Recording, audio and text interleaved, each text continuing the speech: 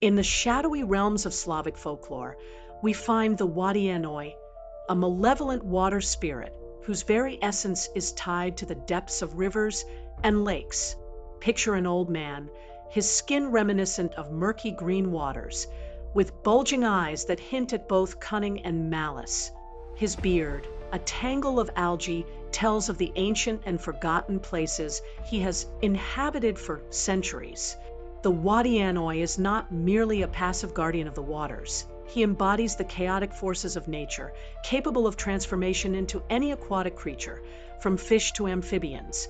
It is in his ability to shift shapes that he becomes a fascinating symbol of the unpredictable dangers lurking beneath the water's surface. As fishermen and villagers alike approach the riverbanks, they tread a fine line between reverence and peril, an acknowledgement of the wodyanoi power and an understanding of the risks it poses. Yet, what happens when the respect for these waters turns into transgression? The wodyanoi thrives on the belief that he must be appeased, that offerings left at the water's edge can stave off his wrath. Villagers often lay down bread or salt as tokens of respect, desperate attempts to ensure their safety and secure their catches. This ritualistic exchange highlights the complex relationship between humans and nature. The river that sustains life can just as easily become a vessel of death if disrespected. When angered, the wodyanoi is said to summon storms and floods, wielding his powers like a vengeful god, intent on punishing those who dare to offend him. Picture a calm day turned ominous. Dark clouds swirling above as an unseen force stirs the waters, ready to drag unsuspecting souls into his depths. The tales surrounding the wodyanoi serve not only as warnings but also as profound reminders of the balance required to coexist with nature. He is both a guardian and a destroyer, reflecting the duality of waters that can nourish life but also take it away in an instant. As we gather at the riverbanks, waiting for our fortunes to come, we must remember that every ripple holds a story, and within its depths lurk ancient forces, watching and waiting. Understanding the wodyanoi's presence encourages us to respect the delicate lines drawn in the natural world, reminding us that the beauty of our surroundings is often intertwined with the potential for tragedy. In confronting the wodyanoi, we confront our own vulnerabilities, echoing a timeless truth. Nature is as much a part of us as we are of it, and disregarding it could lead us into its treacherous grip where the wodyanoi reigns. In the shadowy realms of Romanian folklore, the proli emerges as a chilling figure. Once a man, now transformed into a vengeful wolf, prowling the depths of darkened woods. The proli is not simply a tale of horror, but a haunting reminder of a life veered astray. Legends tell of individuals whose violent actions in life have consequences that echo even after death. This malevolent spirit, with its powerful clawed paws and razor-sharp fangs, becomes a relentless avenger, seeking out those who inadvertently step into its territory.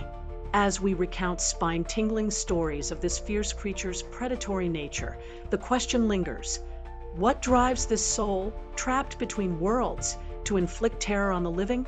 The proli is characterized by its eerie physical strength and agility, traits that set it apart from ordinary beasts of the forest. It is said to stalk the night in the form of a large, wolf-like creature, haunting rural regions and densely wooded areas. The tales often emphasize its solitary nature, suggesting that it thrives in isolation, honing its need for retribution against those who have wronged it. Many accounts speak of its thirst for vengeance as fueled by a violent past, compelling it to chase down anyone unfortunate enough to cross its path.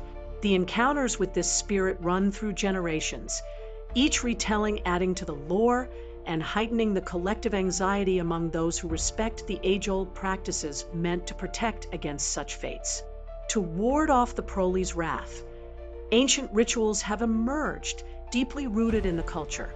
Villagers have relied on garlic crucifixes and religious blessings as protective measures against this avenging spirit.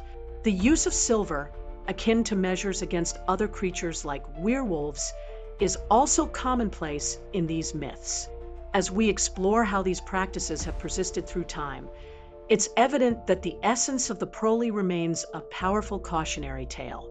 Each protective charm or incantation serves a dual purpose: to repel the shadowy figure of vengeance and to remind living souls of the consequences of a violent life.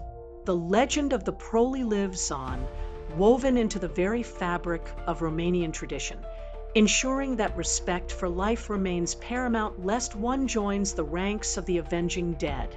In the chilling depths of Scottish folklore, we encounter the knucke, a nightmarish sea creature that embodies the treachery and danger hidden within the waters.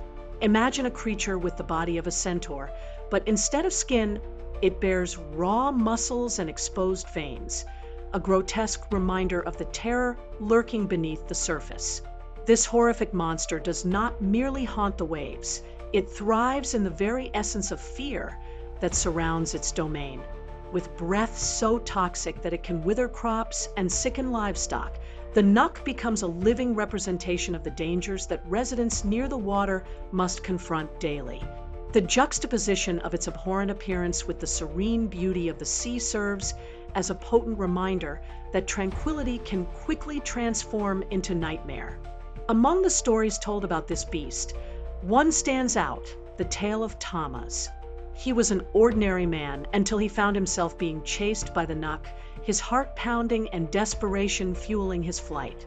In a moment of sheer courage, Thomas crossed a stream of fresh water, a barrier that the knucke could not breach. This tale not only highlights the fiend's limitations, but also reveals humanity's cunning in overcoming fears that seem insurmountable.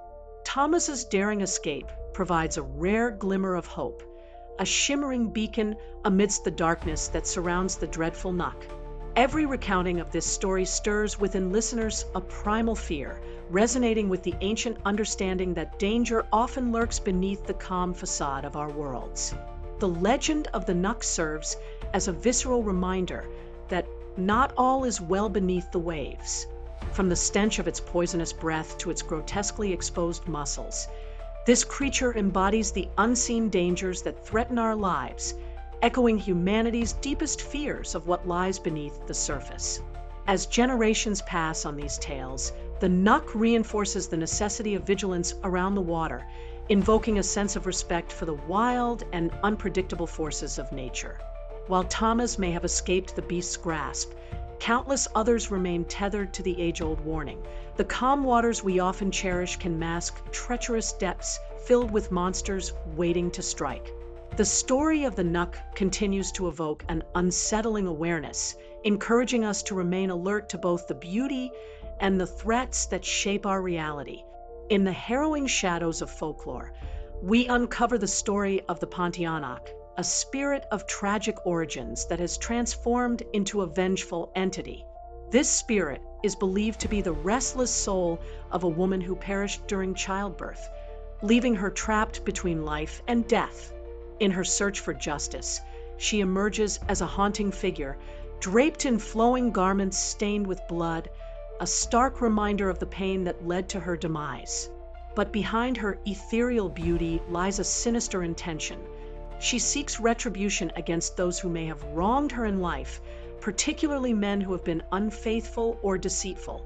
Her presence serves as a chilling warning to all who encounter her, a poignant mix of beauty and danger that captivates the imagination and stirs deep-seated fears. As we unravel legends surrounding the pontianak, her true form reveals more than just a pretty face. The once beautiful woman is now a terrifying wraith, armed with sharp nails that glisten ominously in the moonlight. It's said that she has the ability to strike fear into the hearts of those nearby, capable of flying silently through the night, her haunting wails echoing in the air. When her cry is loud, it signifies distance, but a soft moan may mean she is right behind you, ready to exact her vengeance. These chilling details are integral to her lore, transforming her beauty into a weapon that draws unsuspecting victims into a perilous trap. Within this narrative, the poignancy of her sorrow intermingles with the terror of her predation, gripping the audience's attention and invoking a cautious respect for the unknown. Yet, as her story has traveled through time, the pontianak has become more than just a spectral threat. She mirrors society's fears and the consequences of betrayal. Her legends resonate with the notion that beauty can often conceal danger, echoing the experience of nocturnal wanderers who traverse paths haunted by powerful spirits. This mixture of allure and dread creates a compelling narrative that keeps listeners on edge, reminding us that the world is filled with unseen threats disguised as tempting opportunities. The pontianak stands as a potent symbol of rage awakened by betrayal, capturing the imagination and serving as a warning of the perils that come from ignoring the complexities of human emotion and the aftershocks of tragic loss. As darkness falls and stories of the pontianak linger in the air, one cannot help but feel a chill run down the spine, a haunting reminder of beauty turned bane. As we journey into the icy wilderness of North America, we encounter the haunting legend of the wendigo, a fearsome entity that embodies the darkest aspects of human nature. Often depicted as a gaunt, skeletal giant, the wendigo serves as a chilling reminder of the consequences that arise when humanity succumbs to greed and cannibalism. This creature, driven by an insatiable hunger, stalks the cold forests and desolate landscapes, hungry not just for flesh, but for the very essence of humanity itself. Through gripping tales of those who have met this terrifying being, we uncover the tragic fates of individuals who have strayed from their moral paths and fallen into the abyss of ravenous desire, transforming themselves into something far removed from their original selves. The wendigo's influence is said to stem from neglecting the essential bonds of community and the moral principles that keep us anchored. In folklore, there are stories of unfortunate souls who, in their desperation during harsh winters, resorted to cannibalism, only to find themselves forever changed. Consumed by guilt and the curse of the wendigo, these once honorable people become vessels of greed, driven to hunt and devour their kin. Each encounter with this sinister creature offers a stark warning: the grave consequences of forsaking humanity in favor of survival.